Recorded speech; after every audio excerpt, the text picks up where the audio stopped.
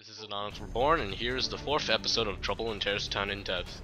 Sorry for the delayed episode, but let's begin our in-depth look at the submachine guns. First on the list is the MAC-10. It fires the 9x19 Parabellum round. It is an American gun made by a military armament corporation and started production in 1970. The MAC-10 is the fastest firing SMG in its class, as well as the silenced TMP. Its base damage is 12, being the same as the silenced TMP and MP5. Its recoil is average compared to the rest of the SMGs, though will kick straight up fairly fast. It is fully automatic and the fire rate is very fast, firing 923 rounds per minute. It is very inaccurate past close range, so it's recommended to only use this weapon when you're inside buildings and not in a wide open area. The MAC-10 has a low headshot multiplier of ×2 and a standard ×1 multiplier to the body, which makes it a 9-hit kill to the body and a 5-hit kill to the head. The iron sights are very hard to see through, however you would be hip firing with this weapon most of the time. It holds 30 rounds of magazine. It uses the regular SMG ammo boxes, just like the rest of the SMGs. This weapon is the best to use at close range combat. It will outclass most or all weapons at close range. One downside of it, it goes through the magazines very fast. This one is seen in the hands of many special forces, the MP5. It fires a 9x19 Parabellum round. It is a German weapon manufactured by H&K. It entered production in 1966. It is the most balanced SMG in its class, and it's usually overshadowed by the more higher fire rate SMGs. Its base damage is 12, being the same as the MAC-10 and the silenced TMP. It has a higher recoil than the UMP, MAC-10 and the silenced TMP, making the weapon kick up faster. Its fire rate is slowest and similar to the UMP Prototype, firing 600 rounds per minute. It is fully automatic. The accuracy leans to the better side. It can hit targets from medium range with only slight trouble. The MP5 has a high headshot multiplier of ×2.5 and a standard ×1 multiplier to the body, which makes it a 9-hit kill to the body and 4-hit kill to the head.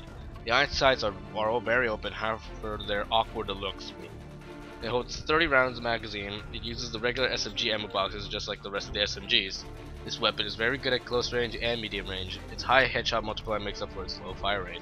One of the more unusual weapons is the P90. It fires the same cartridge as the 5.7 by 28mm round. It is a Belgian weapon manufactured by F. Herstal and it entered production in 1990. The P90's magazine has the second largest capacity, with the M249 Huge having a magazine capacity of 150. Its base damage is low at 10, being similar to the UMP Prototype. The recoil is the same as the MP5, though the higher fire rate might make a slight difference. Its fire rate is only second to the MAC-10 and TMP, firing 857 rounds per minute, and the weapon is fully automatic. The accuracy is worse compared to the MAC-10 and TMP, making the weapon only good for close range combat. A very nice positive of this weapon is its high headshot multiplier ×2.5 and a standard ×1 multiplier to the body, making an astronomical 10-hit kill to the body and just a 4-hit kill to the head. It's suggested to aim for the head due to its large time to kill difference. It holds a huge 50 rounds in the magazine.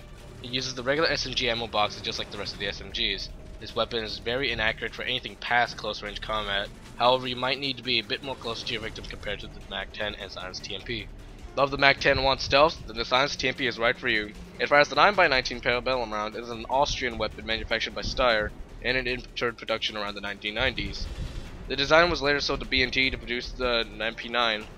The base damage is 12 and has the same recoil as the MAC-10 and the same fire rate of 923 rounds per minute. The accuracy is no difference either. However, with this weapon you may need to be a bit more hidden. The headshot multiplier is ×2 and a standard ×1 to the body, making it a 9-hit kill to the body and a 5-hit kill to the head. The iron sights are a different story. There is also a model glitch where the gun won't be positioned correctly and the iron sights are always off-centered. This weapon is unique with its stealth bonuses, making any victims of this weapon not scream, and the guns will make a sound to others. It uses the regular SMG ammo boxes. It holds 30 rounds of the magazine. This weapon can be only obtained by traders by paying 2 credits. I usually use this weapon when I already bought a knife. It gives very reliable kills compared to the silenced pistol. I would highly recommend this weapon if you're going with the stealthy route. Last one on the list is the UMP Prototype. It fires the 45 ACP round. It is a German weapon manufactured by H&K. It entered production in 1999. The UMP has the least recoil compared to the other SMGs. Its base damage is at a low 10. Its fire rate is the same as the MP5, firing 600 rounds per minute. It is fully automatic. It is the most accurate SMG out of the rest. This weapon is best for medium range and lacks at close range. At long range, you may need to fire in bursts. The UMP Prototype has the highest headshot multiplier at ×2.7 and the standard multiplier of ×1 to the body, making it a 10-hit kill to the body and a 4-hit kill to the head. Just like the MP90, it is highly recommended to aim towards the head due to its large damage difference. The iron sights are very unique. They're open at the same time and somewhat obstructive. They're very similar to the G36 iron sights. Another bonus of this weapon is the fact that it disorients the victim's view with electrical shock. This gun is usually underestimated, mainly due to its low damage and low fire rate. In the hands of a good marksman, the traders will be wishing they were never born. That is all for the SMGs. Next week there will not be an episode due to the current stability of Garry's Mod and the soon to be released Garry's Mod 13.